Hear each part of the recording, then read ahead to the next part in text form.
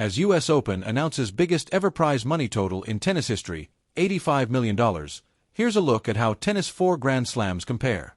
The increases at Flushing Meadows, where last year's total compensation was $75 million, come as the sport's leading players have been in discussions with each of the 4 major tournaments in a bid to receive a higher percentage of revenues at the US Open, Wimbledon, French Open, and Australian Open. US Open has always been at the forefront of the tennis world when it comes to prize money distribution. The first Grand Slam that announced pay parity all the way back in 1973, championed by Billie Jean King.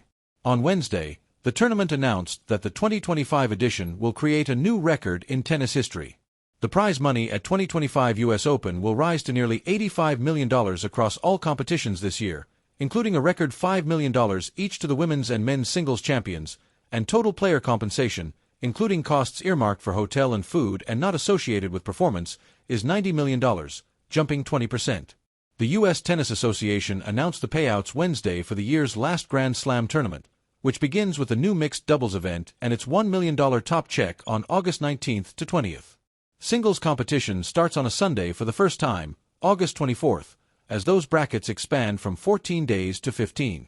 The increases at Flushing Meadows, where last year's total compensation was $75 million, come as the sport's leading players have been in discussions with each of the 4 major tournaments in a bid to receive a higher percentage of revenues at the US Open, Wimbledon, French Open, and Australian Open. Novak Djokovic, Coco Gauff, and 2024 US Open champions Aryna Sabalenka and Jannik Sinner were among 20 players who signed a letter sent to the heads of the 4 Grand Slam events in March seeking more prize money and a greater say in what they called decisions that directly impact us. Since then, some players have held talks with the majors. The previous high amount for a US Open singles championship was $3.85 million in 2019, before decreasing during the COVID-19 pandemic.